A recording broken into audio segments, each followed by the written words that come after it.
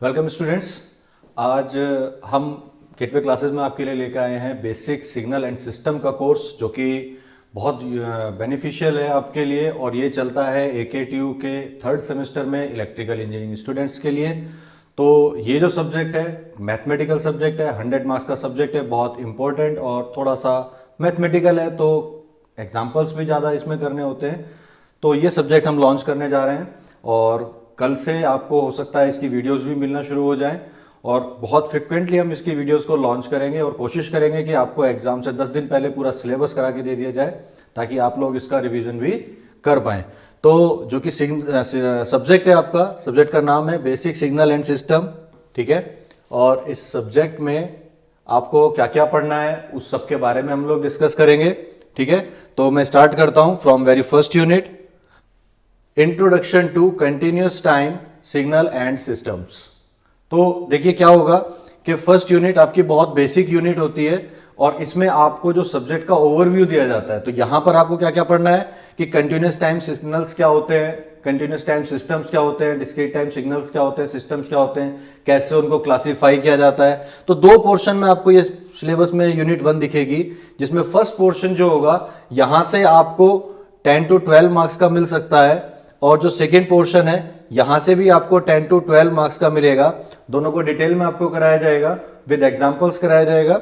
यहां पे आपको दूसरी जो पार्ट है उसमें एनालॉगस सिस्टम आपको पढ़ाए जाएंगे, जिसमें कि आपको बताया जाएगा कि कैसे एक इलेक्ट्रिकल सिस्टम और एक मैकेनिकल सिस्टम को कंपेयर किया जा सकता है और बताया जा सकता है कि क्या काम जो इलेक्ट्रिकल सर्किट में करंट करती है वो मैकेनिकल सर्किट में क्या करता है। तो उसी को एनालॉगी बोला जाता है। तो यहां पर हम दो टॉपिक पढ़ेंगे इस चैप्टर में, इस यूनिट में, और ये 20 मार्क्स की होने वाली है। जब आप एग्जाम की बात करते हैं तो आपका 100 मार्क्स का एग्जाम होता है, बट जो क्वेश्चन पेपर आपका आता है वो हमेशा 100 से ज्यादा का आता है। यानी कि आपको जो एग्जाम पेपर आएगा उसमें आपको फर्स्ट सेक्शन जो होगा वो 20 मार्क्स का होगा, सेक्शन बी जो होगा वो आपका 50 मार्क्स का होगा और सेक्शन सी जो होगा वो आपका विदाउट चॉइस में बात कर रहा हूं, यानी कि यहां पे 5 यूनिट है तो 100 मार्क्स का होगा। तो टोटल एग्जाम पेपर जो आपका आता है वो 170 मार्क्स का आता है, आउट ऑफ विच आपको 100 मार्क्स का अटेम्प्ट करना होता है। तो यानी कि आपको 70 मार्क्स की चॉइस मिलेगी। तो यहां पे आपकी हर यूनिट का वेटेज जो होता है वो 20 मार्क्स का होना चाहिए अगर एग्जाम एज पर सिलेबस बनाया जाए तो, ठीक है।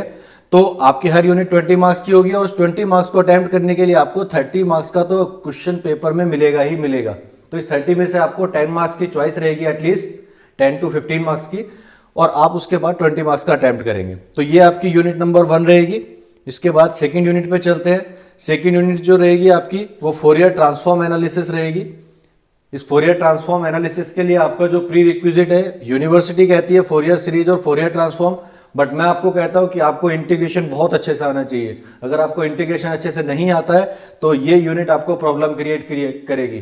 तो आपको इस यूनिट से पढ़ने से पहले अपने इंटीग्रेशन को ध्यान में रखना है। इंटीग्रेशन कैसे करते हैं, इंटीग्रेशन बाय पार्ट्स कैसे करते हैं, वो सारे कंसेप्ट आपके क्लियर होने चाहिए, तब ये यूनिट में आपको ईजी रहेगा। इस यूनिट में आप क्या क्या पढ़ेंगे, exponential and compact trigonometrical series यानी कि फोरियर सीरीज आपको पढ़ना है, सिमेट्री पढ़नी है, फोरियर ट्रांसफॉर्म आपको पढ़ना है, उनकी प्रॉपर्टीज पढ़नी है, कैसे फोरियर सीरीज को हम नेटवर्क्स में अप्लाई कर सकते हैं वो आपको पढ़ना है, सैम्पलिंग थ्योरम्स पढ़नी है। ये सारी चीजें आप इस यूनिट में पढ़ेंगे, ठीक है। तो जब बेसिक है आपको इस यूनिट में पढ़ने के लिए सबसे जरूरी है वो है इंटीग्रेशन। तो जिसका भी इंटीग्रेशन कमजोर है वो प्लीज अपने इंटीग्रेशन पे काम करे इस यूनिट को पढ़ने से पहले, ठीक है। नेक्स्ट यूनिट में चलते हैं, वो है लाप्लास ट्रांसफॉर्म, ठीक है। अब लाप्लास ट्रांसफॉर्म को पढ़ने के लिए आपको क्या क्या आना चाहिए, डिफरेंशियल इक्वेशन को कैसे सॉल्व किया जाता है, डिफरेंशियल इक्वेशन आपको पता होना चाहिए, ठीक है। डिफरेंशिएशन कैसे किया जाता है, बेसिक डिफरेंशिएशन आपको आना चाहिए, बेसिक इंटीग्रेशन आपको आना चाहिए। इंटीग्रेशन बाय पार्ट्स क्या होता है, दो फंक्शन के मल्टीप्लिकेशन का इंटीग्रेशन कैसे करेंगे, डिफरेंशिएशन कैसे करेंगे, तो ये बहुत जरूरी है। जब आप ये पूरा सब्जेक्ट पढ़ने जाएंगे तो आपको डिफरेंशिएशन और इंटीग्रेशन दोनों का कंसेप्ट एकदम क्लियर होना चाहिए, ठीक है। लाप्लास ट्रांसफॉर्म में भी आपको क्या पढ़ना है, क्या लाप्लास ट्रांसफॉर्म क्या होती है, क्या काम करती है, उनकी प्रॉपर्टीज क्या है, प्रॉपर्टीज हैं, ये भी प्रॉपर्टी है। इनवर्स लाप्लास ट्रांसफॉर्म क्या होता है, कन्वोल्यूशन थ्योरम क्या होती हैं, उसकी application to the electrical circuit. क्योंकि ये सब्जेक्ट आप इलेक्ट्रिकल इंजीनियरिंग के लिए पढ़ने जा रहे हैं, तो होगा क्या, जितनी भी ट्रांसफॉर्म टेक्निक है बार बार आपसे कहा जाएगा कि इनकी एप्लीकेशन बताइए इलेक्ट्रिकल सर्किट में क्या है, तो उनका बेनिफिट क्या है, तो इसको भी हम अप्लाई करेंगे इलेक्ट्रिकल सर्किट में, ठीक है, और बताएंगे कि कैसे ये सीरीज आरएल सर्किट में कैसे काम करेगा, आरसी सर्किट में कैसे इसको यूज करेंगे, तो वहां उसकी यूज आएगी। और वेवफॉर्म सिंथेसिस हम पढ़ेंगे कि एक फंक्शन आपको गिवन होगा, उसकी वेवफॉर्म दी होगी, उसको फंक्शन आपको बनाना है, डेवलप करना है, और फिर बाद में उसको आपको देखना है कि उसको हम लाप्लास की हेल्प से कैसे सॉल्व कर सकते हैं। तो ये सारी चीजें आपको यूनिट नंबर 3 जो कि लाप्लास ट्रांसफॉर्म होगी उसमें आप लोग इसको पढ़ेंगे।